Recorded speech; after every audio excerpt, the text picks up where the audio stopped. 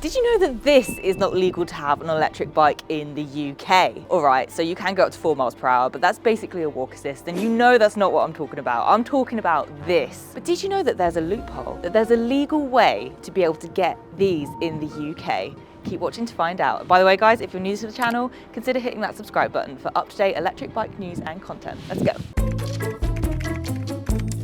Eilish, any updates? Well, it's 5 minutes past 12, and Mark did say that he was going to be in for 12. So, just come on, Mark. I need to see these bikes. A few moments later. It's here! Mark said, excuse the mode of transport, long story. Let's go have a look. I'm interested. Hello. Safe drive? Yeah.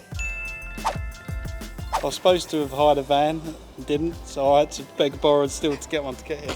Well, look, you're here. That's the main thing. That's the main thing. Should we have a look at the bikes? Let's have a look. Here it is. The Navigator and the Cruiza's right behind it. We've been waiting so long for these bikes, and there is a special, very special feature on them, which we're going to talk about a little bit later. Navigator.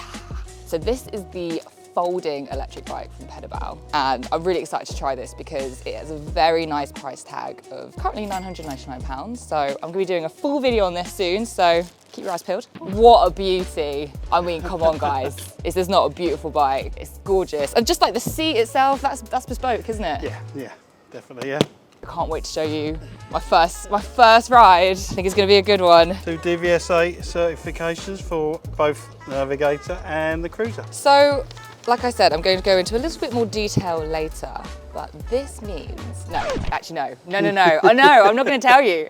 Keep watching, guys. Well, let's turn this on. As you can see, it's very busy around here. Stuff is popping off, deliveries are happening. So as you can see, you've got your battery, you've got your odometer, you've got your miles per hour, you've got your mode, which can go up to level 5 power mode. And you've got the wattage that is being output as well. So there's a really cool feature on both the Cruiza and the Navigator that is the whole crux of this video.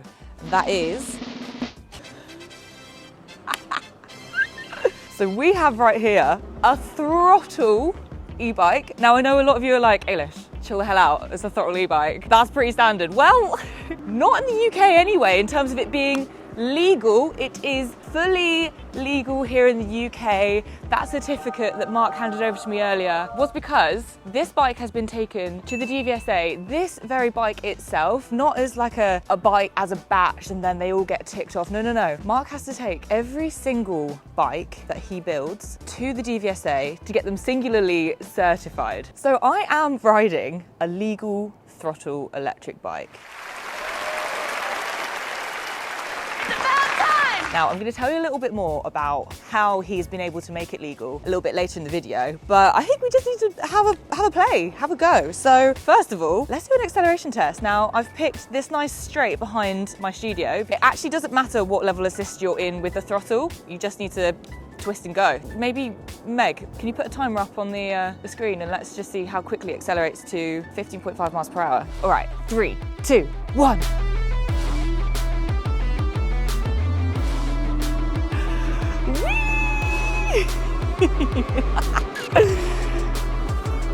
15.4, yeah, okay, it didn't quite go up to 15.5, but that was the acceleration. Hold on, I want to do that one more time. Right, 3, 2, 1. Let's go! Hitting 12, 13, 14.5, 15.2, 50.4. All right, I mean, look, it's no Ferrari, is it? But bloody hell, it's good fun. So that took exactly, how many seconds, Meg? Let's show in the edit. Very fast. So I want to try the bike now with pedaling alone, just to kind of see how it feels with the assist. This is a cadence sensor, so the moment I start pedaling, it's going to start assisting me, but I'm just really intrigued to see how that feels. So let's just go straight with level 5. I'm on a bit of a high gear there. Woo! Straight in. Let's switch those gears up. Very quick, and it's very light under my feet. It's very sensitive as well. The moment I start pedaling, it really kicks off and it continues to assist, as you can hear, for just that bit longer. So it's really effortless to ride. I'm actually gonna take this out on the road now. The thing with cadence sensors is, depending on what level of assist you put it in, it will say, okay, this is the speed that we're gonna go at. So level 1 assist is gonna mean that you're gonna be at quite a slow pace, and then level 5 assist means that it's gonna take you all the way up to 15.5 miles per hour. Level 3 here is taking me up to about 10 miles per hour. So that is just something to bear in mind with levels of assist. So as I'm pedaling, this sparked my next topic of conversation, and that is the fact that cruisers can be not the best to pedal with because, firstly, obviously the seat is in a fixed position, so your knees are being bent at a certain angle that obviously is not akin to how it should be if you're riding like a road bike. But obviously that doesn't matter because I'm literally not putting any weight through my legs whatsoever. So for people who want to comment and say, oh, that can't be good for your joints, well, I'm not putting any work in whatsoever. It's like me sat down, just pedaling away. There's no effort at all.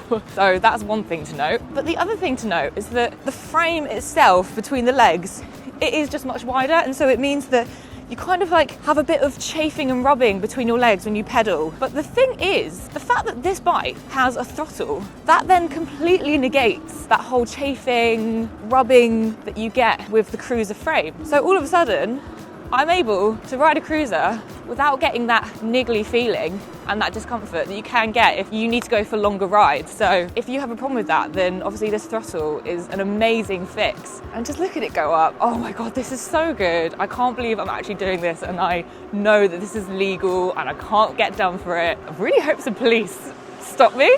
I just want to see what happens, because I'm going to be that smug person who's like, well, I'm sorry, I'm afraid I actually have a certificate for this and I can show you the proof and you can check on the Pedibal website.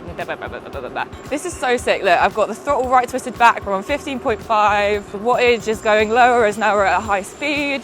And look, I'm going over bumps. I'm going over grates and things in the road, and yeah, you can feel it, but it's not uncomfortable. You've got the suspension, you've got this seat, which is like, it's a nice firm mattress style feeling. It's not soft in any shape or form, but it's nice and firm, but it really pads you out when you're going over. Oh, here we go, we're green.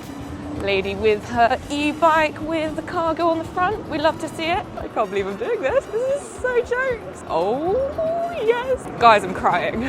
There's a tear coming out of my left eye. Meg, zoom in, can you see it? It's a mixture of happiness and definitely cold air. All right, guys, so I actually want to tell you a little bit more about Pedibal themselves and kind of where they came from and where it all started and why they are where they are today. So it started off originally with a guy called Joe Mullicky, and he actually started Pedibal because I believe his grandson had mobility issues or balancing issues. So he designed a balance bike for him so that he could push himself around. And then that then kind of created the brand Pedibal. So that comes from Pedibal, balance. So you can see how the name is what it is now, guys. You're very welcome. So after a bit of time, he then decided to create pedals that can be attached onto that balance bike, and then that really is where sort of the brand Pedibal came to be. And they started selling those, and then they naturally progressed to electric bikes. And so the reason that they've come through with this throttle loophole, in a sense, is because Joe Mullicky wanted to find a way to facilitate people to get around that have mobility issues, and obviously his grandson who has balance issues. So I really love the story here. Pedibal comes from a place of wanting to help people, wanting to find solutions for those who have difficulties in areas that most of us don't really have. So I think it's a really lovely story, and they've carried on the want to help people, and clearly the response that Pedibal get from its customers has been amazingly positive, and it's helped people to get around who haven't been able to do so on their own or with a standard pedal bike. So I love where this bike has come from, and I just love the bike itself. It's fucking good. Sorry I swore, but that's how I feel. And that's okay. I actually just stopped here in the sun just to warm the cockles because it's cold, but that sun is a nice little fire to toast me up. So I want to actually take this a step further. There's a police station literally around the corner. Why don't I just go and ride around with a throttle and see what happens? I'm gonna ride over now. I actually think this is a good opportunity to get a thumbnail, so I'm gonna hit up Meg and see if she can come meet me and get some pics. Yo, Meg. Hey. You good? I'm good, are you? Yeah, good. I'm not gonna lie, I'm getting a little bit cold, but I'm having the best time ever. Oh look, I just wanted to ring because I actually just want to take it one step further and go around the corner to the local police station and just bomb it around with the throttle and see if they do anything. And I think you should come, nice. And maybe we can get some like thumbnails and stuff as well. What do you think? Sounds good. I'll Cool. meet you up there. All right, see you in a sec. Bye. Bye.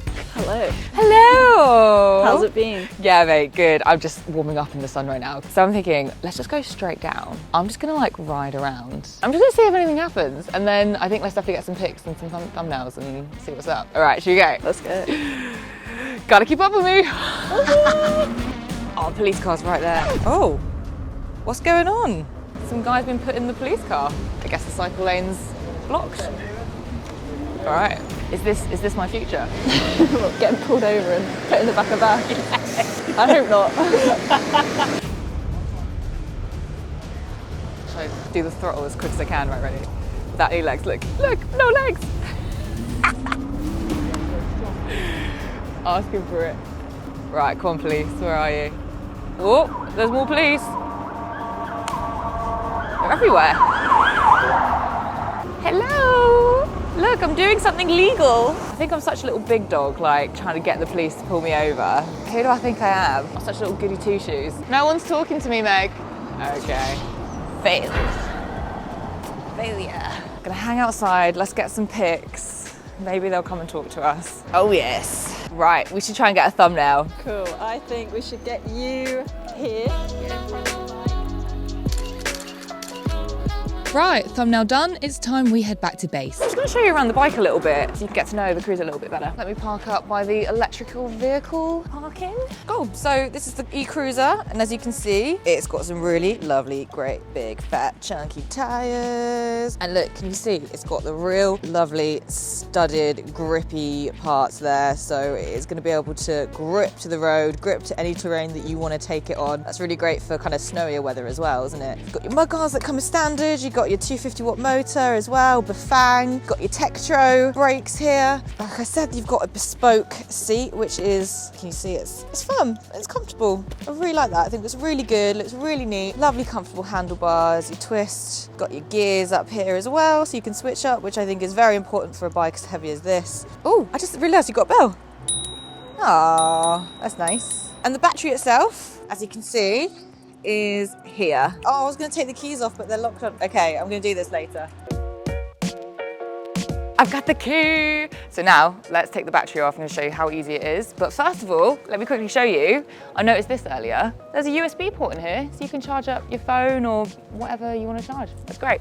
Easy enough to unlock. Just grab the key, give it a twist, and then there you have it. You've got your battery pack, which is really easy to charge up because you can take it off the frame, which itself is pretty large and cumbersome. So you want to make sure that you can take this off so you can charge it wherever you are on the go. Range for this is up to 40 miles with pedal assist. Now that will drop with throttle alone. You're welcome. So some of you will be wondering how you get a bike like this road legal. Well, according to the government website, looking at the electric bike rules, you'll see down at the bottom that an electric bike must be type approved if it has a twist and go throttle. This means Mark has to go through a bunch of paperwork and on-site testing with the Driver and Vehicle Standards Agency to get the bike up to scratch with what they stipulate is needed for it to pass their specifications. One of the criteria was the front mud guard. From a safety point of view, it has to have a front rim to if it was in an accident, it's less likely to cause any damage. Interesting. So we had to add this as an additional to meet that specification. So there's that minute detail. There can be, yeah. Like the particulars of the mudguard, there's a lot of small tweaks that need to be made so that it still falls under the category of L1E or EAPC. Now, obviously, I can't go into too much detail because that will be giving away Mark's trade secrets. Now, once it's passed, not only does the bike get a cert, but it also gets a VIN number that you can show if anyone wants to question the bike's validity. The VIN number can be searched and identified. Domestic type approvals for EAPCs fall under the subcategory of a low power moped. However, for the Pedibal, it's still classed as an EAPC because of the 250 watt motor. So any higher and it goes into the moped classification, which will mean you need license, registration, insurance, etc, etc, etc. I actually go into this in a different video about 500 watt motors and potentially the law changing here in the UK. If you want to watch that, then click the link right here. Now remember, Mark has to do this with every single bike. He can't just get them batch approved. So Pedibal goes to a lot of lengths to make these bikes available to people who need them. Because there's a lead time with the DVSA. Yeah. So you could be anything between 2 weeks and 5 weeks. So what we tried to do, where possible, is test them in advance. Yeah. and then that way we can dispatch them quicker. Also, word on the grapevine is that Pedibal are working up bespoke panniers to fit onto the Cruiza, so keep an eye out for those in the coming months because that is going to elevate the utility of this bike. If you are interested in the Pedibal Cruiza, then I will make sure to drop a link down in the description below. Make sure to drop your comments down as well because I would love to hear what you guys think of this, and I'll see you for the next one. I'm going to go see some police now. Whee, bye!